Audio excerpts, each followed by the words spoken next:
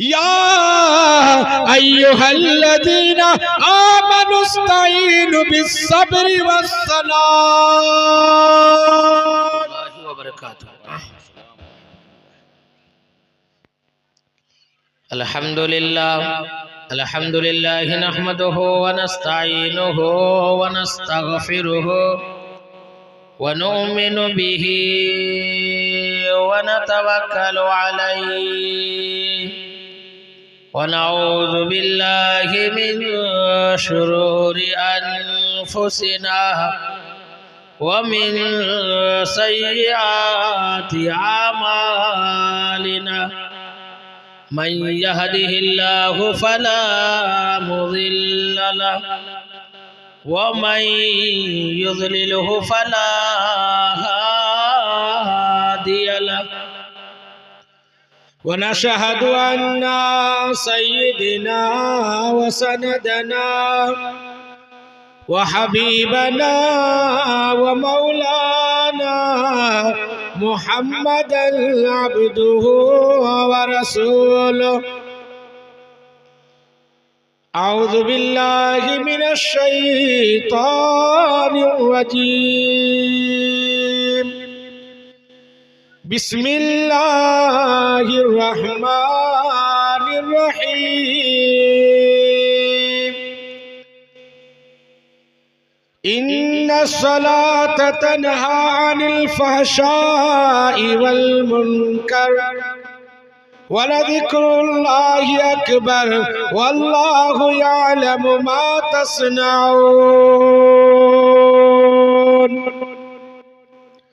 वक़ाल तआला फ़ी मौज़िइल आख़र इज़ा नूदिया लिस्सलाति मिन यौमिल जुमुअति फ़सअू इला ज़िक्रिल्लाहि व ज़रुल बैअ ज़ालिकुम खैरुल लकुम इन कुंतुम तअलमून। वक़ाल नबी सल्लल्लाहु तआला अलैहि वसल्लम मन तरक सलात मुतअम्मिदन फ़क़द कफ़र औ कमा क़ाल अलैहि सलातु वस्सलाम। दुरूद शरीफ पढ़िए। अल्लाहुम्मा सल्लि अला मुहम्मद व अला आलि मुहम्मद कमा सल्लैता अला इब्राहीम व अला आलि इब्राहीम इन्नका हमीदुम मजीद। अल्लाहुम्मा बारिक अला मुहम्मद व अला आलि मुहम्मद कमा बारकता अला इब्राहीम व अला आलि इब्राहीम इन्नका हमीदुम मजीद। मेरे मोहतरम बुजुर्गों और दोस्तों, अजीज साथियों, पर्दा नशीर मेरी माँ और बहनों, अल्लाह ताला का बेइंतहा एहसान व करम हुआ कि परवरदिगार ने हम सब को इस ठंडी के मौसम में इतनी देर तक और ठंडी को भी बर्दाश्त करके बैठने की तौफीक इनायत फरमाई। दुआ कीजिए कि अल्लाह ताला हम सब को यहाँ आने की, बैठने की और बात को सुनने और सुनाने को अल्लाह कबूल फरमाए। मेरे बुजुर्गों, यहाँ पे जितने अहबाब बैठे हुए हैं सब के सब मुखलिस हैं, इखलास वाले हैं और अल्लाह के नज़दीक सबसे ज्यादा मकबूल इंसान तकवे वाला ही है और इखलास वाला ही है। अल्लाह के नज़दीक सबसे प्यारा इंसान तकवा वाला है। अल्लाह के नज़दीक अमीर का, मुहद्देदार का और बड़े से बड़े पैसे वालों का कोई औकात नहीं है और उसकी कद्र और कीमत नहीं है। इसलिए फरमाया कि लोगों, अल्लाह के नजदीक अगर इस दुनिया के मच्छर के पर के बराबर भी कद्र और कीमत अगर होती तो यकीनन कुफ्फार को कभी पानी नहीं मिलता, काफिरों को कभी रोजी रोटियां नहीं मिलती। अल्लाह के नजदीक इसकी कोई कद्र और कीमत नहीं है, बल्कि अल्लाह के नजदीक कद्र और कीमत जो है वो इखलास वालों का है। और यहाँ पे जितने अहबाब बैठे हुए हैं सब के सब इखलास वाले हैं, तकवा वाले हैं। तभी जाकर के इतनी ठंडक में, सर्दी के मौसम में, जो कि लोग सर्दी की वजह से कपकपा रहे हैं, परेशान हैं, फिर भी अल्लाह और अल्लाह के नबी की मोहब्बत के नाते हम सब यहाँ पे जमा हैं। अल्लाह हम सब के यहाँ पे जमा होने को कबूल फरमाए। मदनी करीम सल्लल्लाहु ताला अलैहि वसल्लम ने इरशाद फरमाया, ला फज़ल लिअरबिय्यिन अला आजमीन वला लिआजमीन अला अरबिय्यिन वला लिअबयज़ अला अस्वद वला लिअस्वद अला अबयज़ इल्ला बित्तक़वा। मदनी करीम सल्लल्लाहु ताला अलैहि वसल्लम ने इरशाद फरमाया कि लोगों, अल्लाह के नजदीक कोई अरबी अजमी पर फौकियत नहीं रखता और कोई अरबी अजमी पर फौकियत नहीं रखता और कोई अजमी अरबी पर फौकियत नहीं रखता, कोई काला गोरे पर फौकियत नहीं रखता और कोई काला गोरे पर फौकियत नहीं, कोई गोरा काले पर फौकियत नहीं, इल्ला बित्तक़वा। जिसके अंदर तकवा होगा और जिसके अंदर अल्लाह का खौफ होगा, अल्लाह का डर होगा और अल्लाह की किबरियाई उसके दिल के अंदर होगी और अल्लाह की बड़ाई उसके दिल के अंदर होगी, रब्बे कायनात फरमाता है कि वही आदमी मेरा महबूब है। परवरदिगार कुरान करीम के अंदर फरमाता है, व अम्मा मन खाफ मकाम रब्बिही व नहन नफ्स अनिल हवा फइन्नल जन्नत हियल मअवा।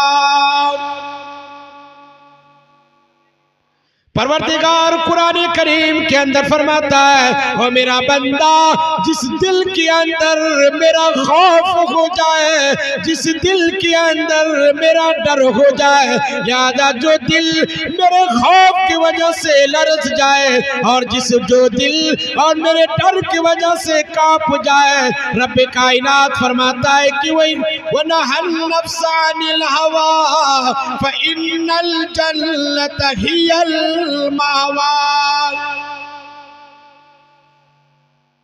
परवरदिगार फरमाता है कि मैं उसी इंसान के लिए जन्नत बना करके रखा हूं, यादा उसी तकवे वाले इंसान के लिए मैं जन्नत में महल बना करके रखा हूं, यादा उसी परहेजगारी वाले इंसान के लिए मैं बड़े से बड़े खूबसूरत महल बना के रखा।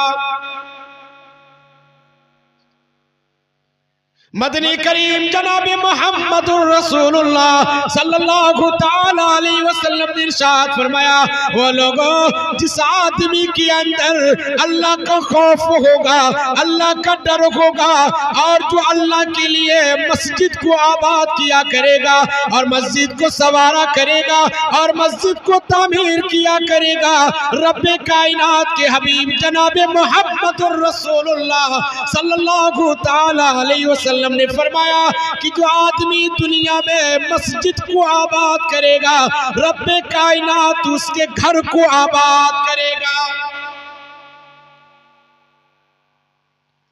जो आदमी मस्जिद में आया जाया करेगा, मदनी करीम जनाबे मुहम्मदुर रसूलुल्लाह सल्लल्लाहु ताला अलैहि वसल्लम ने इरशाद फरमाया, वो मेरे प्यारे सहाबा अबू बकर और उमर व उस्मान व गनी और उस्मान गनी सुन लो, उमर फारूक सुन लो और तमाम के तमाम सहाबा सुन लो और आने वाले तमाम के तमाम मुसलमानों सुन लो, याद जो आदमी मस्जिद को आता जाता है उस से ईमानदार होने की गवाही दे दो। वो आदमी ईमानदार है जो आदमी मस्जिद को आबाद करता है। क्यों? इसलिए कि जिस आदमी के दिल के अंदर अल्लाह का खौफ होगा, अल्लाह का डर होगा, लिहाजा वही आदमी इस ठंडी के मौसम में वजू बनाएगा और वो गरम गरम बिस्तर को छोड़कर, वो नरम नरम बिस्तरों को छोड़कर मस्जिद का रुख इख्तियार करेगा।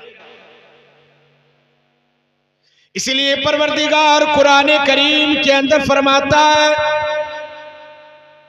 ओ मेरा बंदा, तुम दुनिया के अंदर हो, याद तुम्हें हर एक चीज की जरूरत पड़ेगी। कभी मुसीबत से गुजरोगे और कभी खुशहाली से गुजरोगे और कभी फरावानी से गुजरोगे, कभी तंगी से गुजरोगे। और मेरा बंदा, मैं तुम्हारे लिए एक चीज का ऐलान करता हूं।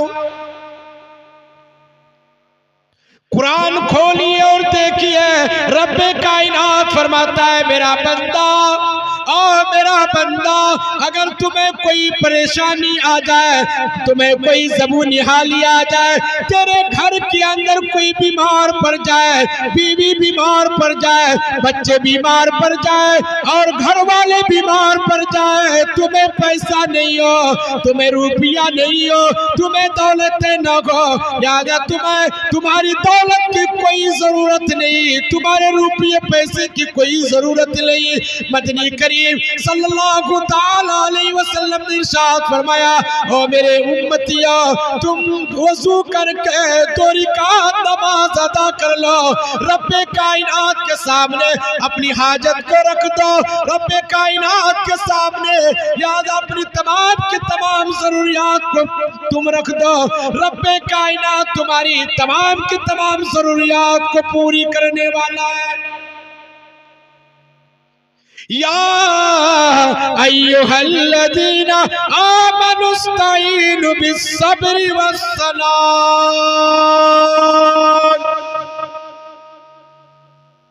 परवरदिगार फरमाता है, कोई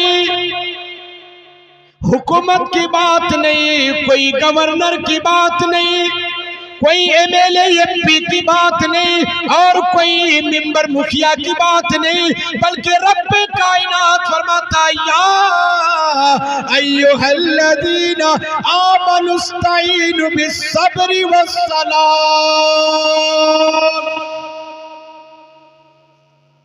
फरमाया कि मेरा बंदा, अगर तेरे घर के अंदर कोई बीमार पड़ता है, तुम किसी डॉक्टर को तलाश करते हो और किसी दवाई को तलाश करते हो, मेडिकल को तलाश करते हो, या तुम किसी शहर के अंदर जाते हो कि कोई बड़ा सा बड़ा डॉक्टर मिल जाए, या मेरे बीमारी की दवाई दे दे, मेरे खानदान के लोगों को दवाई दे दे और मेरी औलाद को दवाई दे दे। रब्बे कायनात फरमाता है कि आ मेरा बंदा, मैं डॉक्टरों का डॉक्टर हूँ, मैं तबीबों का तबीब हूँ, मैं हाकिमों का हाकिम हूँ। और मेरा बंदा, तुम मेरे दर में आ जा, यादा न रुपये की जरूरत है, न पैसे की जरूरत है, न दौलत की जरूरत है। तुम वजू करके तुम 2 रकात नमाज अदा कर लो और सच्चे दिल से नमाज अदा कर लो और तुम खुशू के साथ तुम सजदा किया करो, नाक को लगरा करो। मदनी करीम जनाबे मुहम्मदुर रसूलुल्लाह सल्लल्लाहु ताला अलैहि वसल्लम ने इरशाद फरमाया कि लोगों, जब इंसान रुकू में जाता है और वो जब सजदा किया करता है और अपने पेशानी को जमीन में लगता है और नाक को जमीन में लगता है, तो परवरदिगार तमाम के तमाम फरिश्तों से कहता है, आओ फरिश्ते तुम गवार आओ, देखो मेरा बंदा मेरे सामने नाक को लग रहा है, पेशानी को लग रहा है, लिहाजा कितना आजिज़ी इनकिसारी करता है। और ये मेरा फरिश्ता तुम गवा रहो, लिहाजा इसके नमाज नहीं पूरे होते, मैं इसके सारे गुनाहों को माफ कर देता हूँ। अकीमिस सलात तरफ़ैन नहार ज़ुल्फ़न मिनल लैल इन्नल हसनाति युज़हिबुनस सय्यिआत।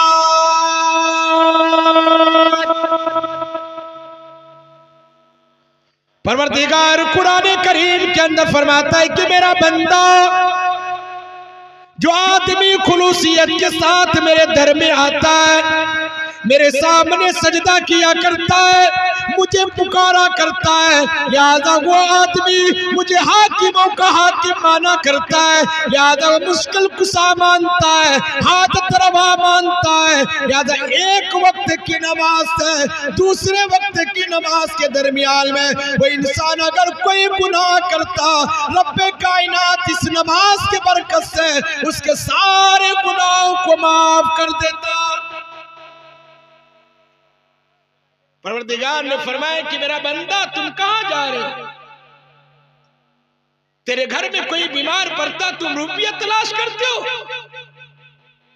तुम्हें गैरत नहीं आती कि तुम डॉक्टरों के पास पहले जाते हो? अरे कुरान 1400 साल पहले के लिए सिर्फ नहीं है, बल्कि ये कुरान तो कयामत तक के लिए है। लिहाजा ये कुरान ऐलान करता है, और उस वक्त भी ऐलान किया, सहाबा ने इस नुस्खे को लिया। लिहाजा सहाबा के घर में अगर कोई बीमार पड़ता तो वो 2 रिकात नमाज पढ़ करके अपने बीमारों को वो सेहतियाबी के लिए दुआ करता, और उसके बीमार सेहतियाब हो जाते, और उसके बीमार वो सही हो जाते, वो अच्छे हो जाते। और मुसलमानों, आज हम नमाज को छोड़ करके हम अपने बीमारों को लेकर के कभी तो सिल्लीगुड़ी की तरफ जाते, और कभी तो पूर्णिया की तरफ जाते, और कोई तो पटना की तरफ जाता, और कोई दिल्ली तक जाता है। मगर ऐसे जालिम इंसान जो कि मुसलमान होने के बावजूद भी, ईमान लाने के बावजूद भी, कलमा पढ़ने के बावजूद भी उसको तौफीक नहीं होती कि हम 2 रिकात नमाज पढ़ करके अल्लाह के सामने अपनी हाजत को। ओ मुसलमानों, लाखों लाख रुपए को तो खर्च किया करते हैं, करोड़ों करोड़ रुपए तो खर्च किया करते हैं, मगर जो तबीबों का तबीब है, जो डॉक्टरों का डॉक्टर है, लिहाजा उसके पास आकर एक आंसू भी बहाने को तैयार नहीं, और अल्लाह के सामने अपने हाजत को रखने को तैयार नहीं, और अपनी परेशानी को रखने को तैयार नहीं, और ये कहते हैं कि हम मुसलमान हैं। और मुसलमानों, क्या मुसलमान हो? अरे क्या हम बने के गोश्त खाने वाला मुसलमान हो गए? मेरे भाइयों, नहीं, बल्कि अल्लाह ने सारे मसले का हल अल्लाह ने कुरान करीम के अंदर रखा। इसलिए मदनी करीम सल्लल्लाहु अलैहि वसल्लम ने इरशाद फरमाया कि लोगों, जो आदमी मस्जिद को आबाद करता है, अल्लाह उसके घर को आबाद करता है। क्या मतलब?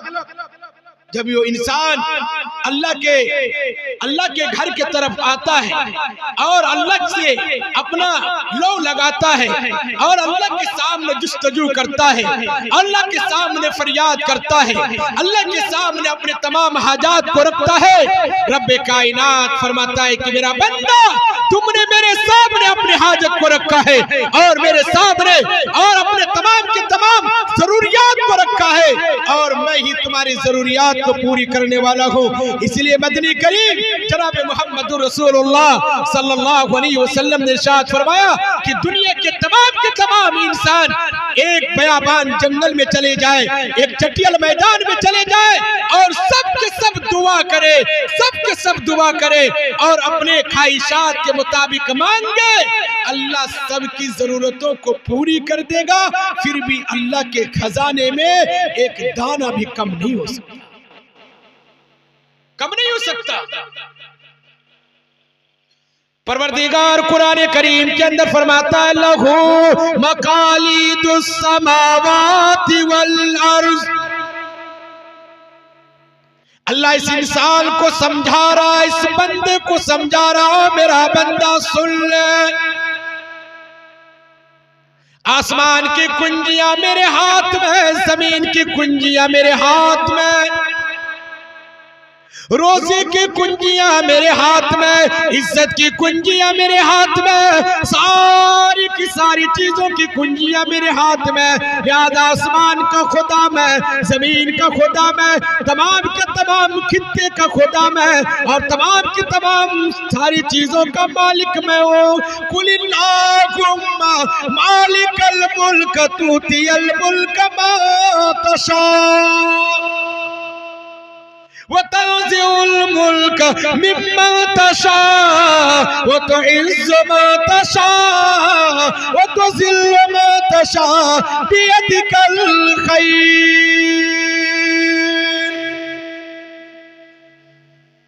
परवरदिगार इस बंदे को समझा रहा है कि मेरा बंदा अब बेहोश में आ जा। आसमान का मालिक मैं, जमीन का मालिक मैं, रोजी रोटी का मालिक मैं, चरिंदे का मालिक मैं, परिंदे का मालिक मैं, गल्ले का मालिक मैं, और तमाम की तमाम चीजों का मालिक मैं। वहुवा अला कुल्लि शैइन कदीर। परवरदिगार फरमाता है कि मैं तमाम की तमाम चीजों पे कुदरत रखने वाला हूँ। और मुसलमानों, मेरे घर को छोड़कर, मेरे दर को छोड़कर कहां पे जा रहे हो? याद तुम्हें कहां रोजी मिलेगी और तुम्हें कहां इज्जत मिलेगी, कहां तुम्हें ठिकाना मिलेगा और कहां तुम्हें शिफा मिलेगी? नहीं नहीं, जब तक कि मेरा हुक्म ना हो जाए कोई एक पत्ता भी नहीं हिला सकता। अल्लाह के हुक्म के बगैर एक पत्ता भी नहीं ला सकता। तो नमाज को छोड़कर तू दुकान बेचता है कि मुझे रोजी मिल जाएगी। तू नमाज को छोड़कर फावड़ा चलाता है, कुदार चलाता है कि मुझे रोजी मिल जाएगी। और तू दुकान को छोड़िए, नमाज को छोड़कर तू तिजारत में चला जाता है कि मुझे बढ़ोतरी मिल जाएगी, मैं मकान बना लूंगा, मैं दुकान बना लूंगा, मैं जमीन खरीद लूंगा, मैं बिल्डिंग बना लूंगा, मैं तिजारत कर लूंगा, मैं दौलत इकट्ठा कर लूंगा। और मेरे भाइयों, मेरे बुजुर्गों, नहीं कर सकते हैं, नहीं कर सकते हैं, क्योंकि अल्लाह कुरान करीम के अंदर ऐलान करता है। कुरान खोलिए और देखिए, कुरान कितना बेहतरीन अंदाज से अपने बंदे को समझा रहा है, अपने बंदे को बड़े प्यारे अंदाज से समझा रहा है कि मेरा बंदा सुन लो, तुम ये चाहते हो कि हम नमाज को छोड़कर दुकान बेचेंगे तो मेरी दुकान में बढ़ोतरी हो जाएगी, मेरे रिस्क के अंदर बढ़ोतरी हो जाएगी। लोगों, अरे तुम तो दुकान खोलने वाले हो, मगर दुकान को चलाने वाला तो रब्बे कायनात है। तुम सबब इख्तियार करने वाले हो, मुसब्बिबुल अस्बाब तो रब्बे कायनात है। जब तक कि अल्लाह नहीं चाहेगा, लिहाजा इंसान कोई चीज नहीं कर सकता। और परवरदिगार ने फरमाया कि मेरा बंदा, तुम नमाजों को छोड़कर सोचते हो कि मैं कामयाब हो जाऊंगा, मुझे बुलंदी मिल जाएगी, मैं चोटी में चढ़ जाऊंगा और मैं दौलतमंद हो जाऊंगा। नहीं, अगर ऐसा होता तो मुअज्जिन हर दिन माइक पे और मस्जिद में मिनारे के पास खड़े होकर के ये नहीं आवाज लगाता, हैया अलस्सलाह, हैया अलल फलाह।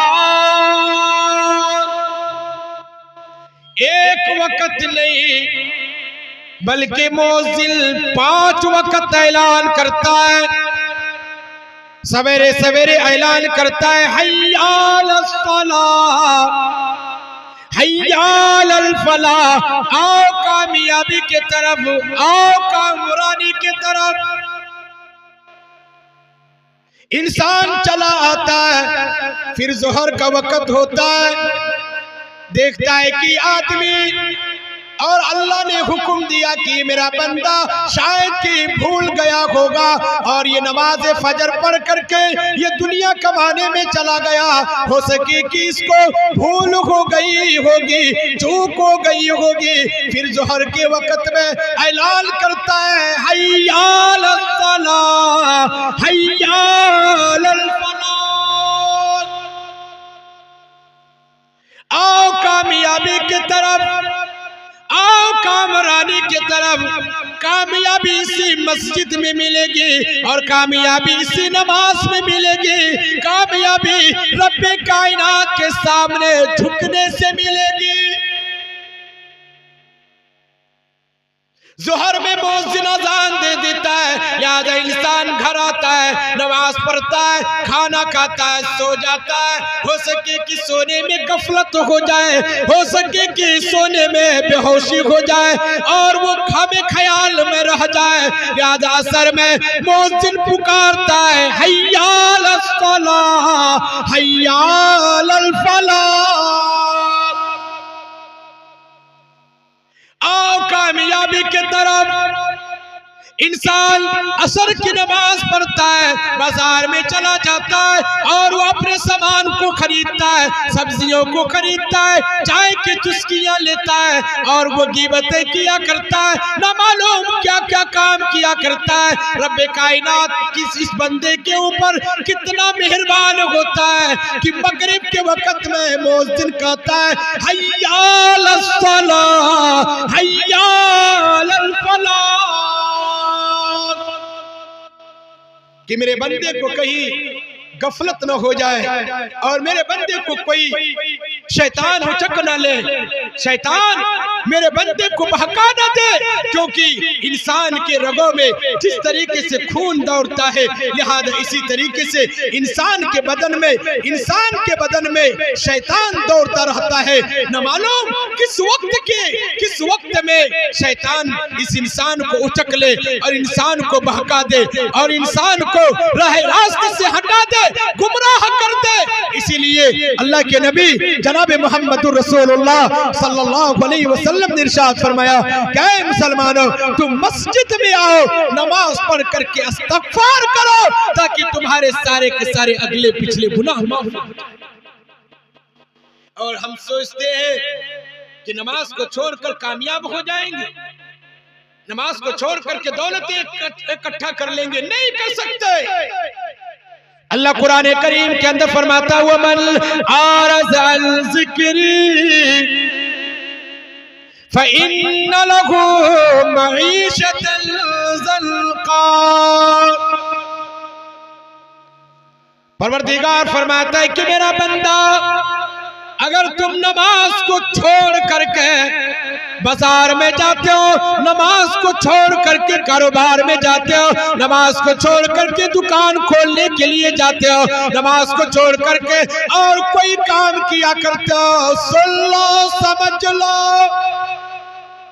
वमन आरज़ अन ज़िक्री फ़इन्न लहू मईशतन ज़ल्क़ा, कि सबसे पहला आज़ाब ये होगा कि तुमको रोजी रोटी के अंदर तंग कर दी जाएगी। तुम लाख कमाओगे, करोड़ कमाओगे, कमा करके लाओगे, इधर बीवी बीमार हो जाएगी, इधर बच्चे बीमार हो जाएंगे, इधर तू बीमार हो जाएगा, और चाहे तो घर के अंदर कोई फसादात हो जाएगा तो ये सारे पैसे कभी तो डॉक्टरों के पास चला जाएगा और ये तुम्हारे पैसे कभी तो पुलिस थाने के अंदर चला जाएगा और कभी ये पैसे तुम्हारे गलत काम के अंदर चले जाएगा और फिर तू जैसा था वैसा ही। तू खाने के लिए परेशान, तू रोजी रोटी के लिए परेशान होगा। इसीलिए फरमाया कि ऐ लोगों याद रखो, जो आदमी नमाज का पाबंदी करता है और अपने पेशानी को अल्लाह के सामने झुकाता है, अल्लाह के नजदीक वो बहुत ज्यादा महबूब हुआ करता है। मगर ऐसा नहीं है कि इंसान ये नमाज पढ़े बस ये अल्लाह अकबर कह ले, अल्लाह अकबर कह ले, फिर वो सुबहान अल्लाह बोलता रहे, रुकू में जाए तो वही सुबहान अल्लाह, सजदे में जाए तो वही सुबहान अल्लाह, और अब तहियात में बैठे तो वही सुबहान अल्लाह। वो 10 साल तक नमाज पढ़ता रहे, क्या ये नमाज उसको फायदा देगी?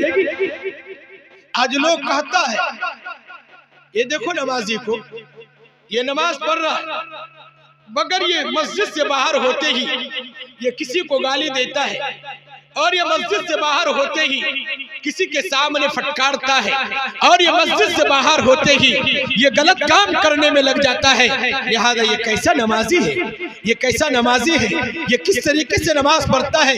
मेरे भाइयों, मेरे बुजुर्गों, आज हम लोगों ने जो नमाज जो पढ़ना शुरू करते हैं, और जैसी हमारी नमाज है, ये नमाज खुद ही हमारे ऊपर लानत किया करती।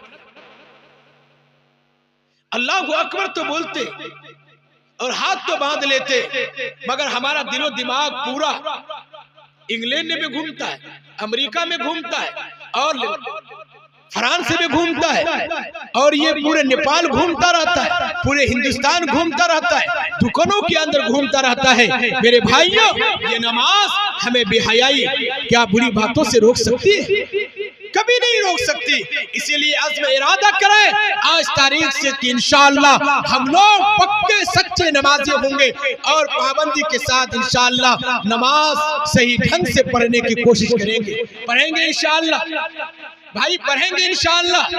दुआ कीजिए कि अल्लाह ताला हम सबको पाबंदी के साथ नमाज पढ़ने की तौफीक इनायत फरमाए, अच्छे तरीके से नमाज पढ़ने की तौफीक इनायत फरमाए। वरना तो ऐसा ही होगा कि एक आदमी असर की नमाज पढ़ रहा था, एक आदमी असर की नमाज पढ़ रहा है, और अल्लाहु अकबर बोला, इमाम साहब नमाज पढ़ा रहे हैं, इमाम साहब नमाज पढ़ा रहे हैं, और इमाम साहब ने 3 ही रिकात में असर की नमाज को 3 ही रिकात में सलाम फेर दिए। लोगों ने कहा, इमाम साहब आपने 3 ही रिकात में सलाम फेर दिया। इमाम साहब को शक हुआ, दूसरे ने भी कहा, तीसरे ने भी कहा कि नहीं 4 रिकात हो गई, पांचवा ने कहा कि 4 रिकात हो गई, छठे ने कहा कि 4 रिकात हो गई, सातवें ने कहा कि 4 रिकात हो गई। एक आदमी को गुस्सा आ गया, कहा कि अरे ये नमाज अभी 3 ही रिकात हुई। कहा कि क्या दलील है? कहा कि मेरे पास तो दलील है कि जब इमाम साहब पहली रिकात नमाज पढ़ाते हैं तो मेरे पास 4 दुकान है, तो मैं पहली दुकान का हिसाब कर लेता हूँ, और जब इमाम साहब दूसरी रिकात नमाज पढ़ाते हैं तो मैं दूसरी दुकान का हिसाब करता हूँ, जब इमाम साहब तीसरी रिकात नमाज पढ़ाते हैं मैं तीसरे दुकान का हिसाब करता हूँ, जब इमाम साहब चौथी रिकात का नमाज पढ़ाते हैं मैं चौथे दुकान का हिसाब करता हूँ। अभी मैं 3 ही दुकान का हिसाब किया, नमाज कैसे पूरी हो गई? नमाज कैसे पूरी हो गई? इसीलिए मेरी पक्की दलील है कि नमाज 3 ही रिकात हुई है। मेरे भाइयों, मेरे बुजुर्गों, आज हमारी नमाज तो ऐसी है, मस्जिद में जाते हैं, खुदा न खास्ता किसी के मोबाइल ऑफ नहीं होते, या फिर साइलेंट नहीं करता है, कभी भूल से भी ऐसा हो सकता है, और नमाज के अंदर ही बच गया, तो जो ही सलाम फेरेगा तो सारे लोगों की जबानों में उसके ताना तशी शुरू हो जाता है। कहता है कि क्या आपको होश नहीं है? कैसा भी इंसान है आप? मोबाइल बजा करके आप नमाज पढ़ते, आप क्यों नहीं ऑफ कर लिए, या स्विच ऑफ कर लिए, या साइलेंट कर दिए? ऐसा क्यों नहीं किए? मेरे भाइयों, मेरे बुजुर्गों, आपको मालूम होना चाहिए कि सहाबाए किराम रज़ी अल्लाह ताला अन्हु अगर नमाज पढ़ते तो ऐसे नमाज पढ़ते कि अगर उसके बच्चे को कोई सांप भी डस लेता, अगर उसके बच्चे को सांप डस लेता, तमाम के तमाम लोग जमा हो जाते, और उस सहाबी को जो कि नमाज पढ़ा करते तो उसे पता भी नहीं चलता कि यहाँ पे कोई शोर हो रहा है या कोई शगब हो रहा है, लोग हल्ला या गुल्ला कर रहे हैं, यहाँ उन्हें पता भी नहीं चलता। अरे सहाबी के बदन में अगर कोई तीर भी लग जाता तो सहाबी रज़ी अल्लाह ताला अन्हु फरमाते कि ऐ मेरे प्यारे सहाबा, ऐ मेरे प्यारे साथी, ऐ अल्लाह के नबी के जानिसार, सुन लो कि जब मैं नमाज पढ़ने लिए शुरू करूं, लिहाजा उस वक्त मेरे बदन से तीर निकालना ताकि मुझे पता ही। नमाज ऐसी हुआ करती, आज हम कैसी नमाज पढ़ा करते, आज हम कैसी नमाज पढ़ा करते। और अगर पूछा जाए मगरिब में, अगर इस तरीके से पूछा जाए, इशा में अगर पूछा जाए, फजर में पूछा जाए कि भाई इमाम साहब कौन इस रिकात में कौन सी सूरत पढ़ाए, पता ही नहीं।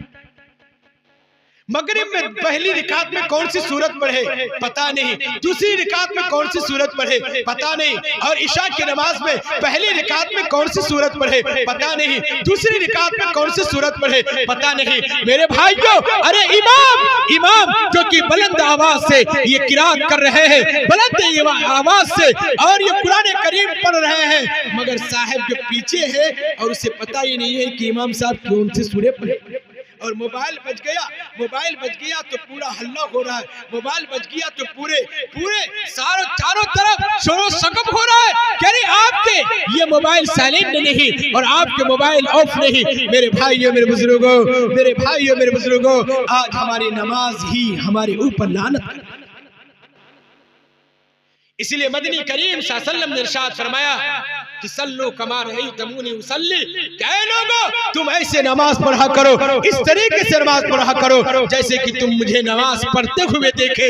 और अगर तुम और हम लोगों के नहीं देखे, मगर बुखारी शरीफ के अंदर रिवायतें मौजूद है, मुस्लिम शरीफ में रिवायतें मौजूद है, तिरमिजी शरीफ में रिवायतें मौजूद है, बुखारी शरीफ में और सही किताबों के अंदर ये रिवायतें मौजूद है, और अल्लाह के नबी सल्लल्लाहु अलैहि वसल्लम की तमाम हदीस मौजूद है कि जिस बुखारी शरीफ के बारे में ये उलमा ने फरमाया असहुल कुतुब बाद किताबिल्लाह, कि कुरान करीम के बाद अगर किसी किताब का दर्जा है तो बुखारी शरीफ। बुखारी शरीफ के अंदर अल्लाह के नबी सल्लल्लाहु अलैहि वसल्लम ने इरशाद फरमाया कि लोगों तुम नमाज इस तरीके से पढ़ो जैसे कि मेरे सहाबा पढ़ रहे हैं, जैसे कि मैं पढ़ रहा हूँ, ऐसी नमाजें तुम पढ़ा करो। पढ़ेंगे इंशाअल्लाह भाई, पढ़ेंगे इंशाअल्लाह। कितने लोग पढ़ेगा हाथ उठाए देखें। क्या मस्जिद को आबाद करेंगे इंशाअल्लाह? भाई आप लोग मस्जिद को आबाद करेंगे इंशाअल्लाह? कितने लोग आबाद करेगा हाथ उठाए देखें। अल्लाह हम सबको जाहिरी तौर पर भी आबाद करने की तौफीक इनायत फरमाए और बातिनी तौर पर भी आबाद करने की तौफीक इनायत फरमाए। और जाहिरी तौर पर आबाद तो ये है, और जाहिरी तौर पर तो ये है कि मस्जिद को खूबसूरत बनाया करें, बेहतर से बेहतर बनाया करें, और रंग और उसके खूब बेहतर से बेहतर सजाया करें। ये जाहिरी तौर पर उस मस्जिद की आबादी है। और अल्लाह के नबी सल्लल्लाहु अलैहि वसल्लम ने इरशाद फरमाया कि दुनिया के अंदर कोई आदमी एक ईंट लगाता है तो उसके बदले में रब्बे कायनात जन्नत में एक महल तैयार करता है। एक ईंट के बदले में एक महल तैयार करता है। और जो इंसान साहिब हैसियत के मुताबिक और अपनी हैसियत के मुताबिक अगर वो जितना भी ईंट लगाएगा, बताइए कि अल्लाह उसके लिए कितना महल बनाएंगे भाई इंशाअल्लाह। क्या मस्जिद को इंशाअल्लाह हम लोग ताउन करेंगे भाई? मस्जिद को ताउन हम लोग करेंगे इंशाअल्लाह।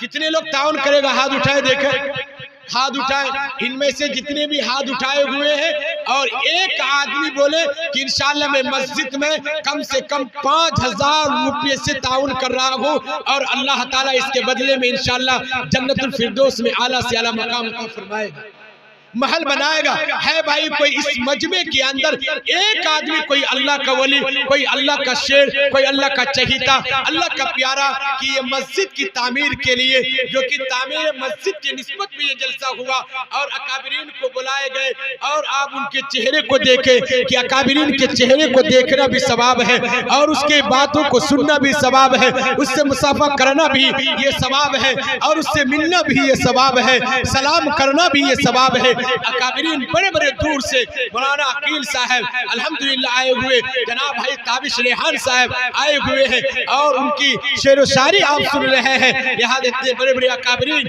बड़े दूर से यहाँ पे आए हुए हैं, आप उनको नजारा कर रहे हैं। तो इस मजमे के अंदर है कोई एक आदमी, कोई अल्लाह का वली, अल्लाह का शेर, अल्लाह का चहीता, कि अरे अपने मरहूमीन के लिए इसाले सवाब के लिए और अपने मरहूमीन के लिए बख्शिश के लिए है कोई एक आदमी, कोई अल्लाह का वली, अल्लाह का शेर, अल्लाह का चहीता जो 5000 रुपया दे दे। कितने बोले भाई? 5000 रुपया इस मस्जिद की तामीर के लिए।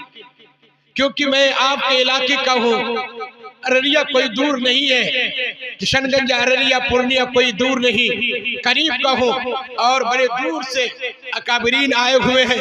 सर्दी का मौसम है, हर एक लोग सोचते हैं कि जल्द से जल्द में हसन साहब, हर एक इंसान सोच रहा है कि जल्द से जल्द हम चले जाएं, इसीलिए हमारे बड़े को सुनना है, मेहमान को सुनना है। तो इसमें से कोई एक आदमी बोले भाई कोई अल्लाह का वली है जो 5000 रुपये का ऐलान करा दे, है भाई? पहला आदमी बोलो भाई, पहला आदमी कोई अल्लाह का वली, अल्लाह का शेर तामीर मस्जिद के लिए, तामीर मस्जिद के लिए एक आदमी कोई है? ऐसा है कोई अल्लाह का वली एक आदमी 5000 रुपये का ऐलान कराने वाला, 5000 रुपये का ऐलान कराने वाला? मन बना मस्जिदन बनल्लाहु लहू बैतन फिल जन्नह, जो शख्स दुनिया के लिए, दुनिया में अल्लाह के लिए दुनिया में मस्जिद बनाता है, अल्लाह का घर बनाता है, अल्लाह उसके लिए महल बनाता है, अल्लाह उसके लिए जन्नत में महल बनाता है। है कोई ऐसा आदमी भाई? एक आदमी 5000 रुपये का ऐलान कराने वाला इस मजमे के अंदर है भाई? कोई है? कोई सखी आदमी है? कोई मास्टर, कोई सरपंच, कोई मुखिया, कोई मेंबर है? कोई मास्टर है? कोई जमींदार जो 5000 रुपये का ऐलान कराए है इस मजमे के अंदर? बोलो भाई, कोई अल्लाह का वली है? अपने मरहुमीन के नाम पे शहरिया के अहबाब तो बड़े सखी हैं और शहरिया के अहबाब तो बड़े फैयाज हैं, अल्हम्दुलिल्लाह दिलदादा है और खूब ज्यादा ताउन करने वाला है, खूब ज्यादा अल्हम्दुलिल्लाह लुटाने वाला है। मेरे भाइयों, ये पैसे यही पे रह जाएगा, मगर जो पैसे आपने मस्जिद के लिए लगा दिया और मदरसे के लिए लगा दिया, दीन की खिदमत के लिए लगा दिया, वही पैसे कल कयामत के दिन हमारे काम आएंगे, यही पैसे कल कयामत के दिन काम आएंगे। है कोई अपने मरहुमीन के नाम पे 5000 रुपया देने वाला एक आदमी? मैं दुनिया में हूँ, दुनिया का तलबगार नहीं हूँ, बाजार से गुजरा हूँ, खरीदार नहीं हूँ। लिहाजा ये दुनिया आनी फानी है, ये दुनिया चली जाएगी, खत्म हो जाएगी, ये दुनिया धोखे की चीज है। परवरदिगार कुरान करीम के अंदर फरमाया, वमल हयात दुनिया इल्ला मताउल गुरूर,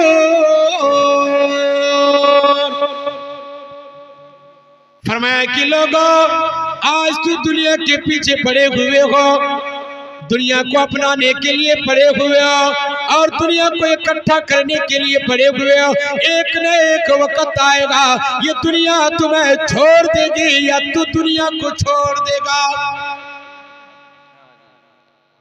तेरे साथ दुनिया की एक फूटी भी कौड़ी नहीं जा सकती। माशाअल्लाह, जनाब नियाजुल हक साहब नंदनिया ने 5000 रुपए से इस मस्जिद की खिदमत करेंगे। जन्नत भी जहन्नम भी, अमल से जिंदगी बनती है, जन्नत भी जहन्नम भी। ये खाकी अपनी फितरत में ना नूरी है ना नारी है। वाखिरु दावाना अनिल हम्दुलिल्लाहि रब्बिल आलमीन। हर छोटे बड़े को अस्सलामु अलैकुम व रहमतुल्लाहि व बरकातहू। दोस्तों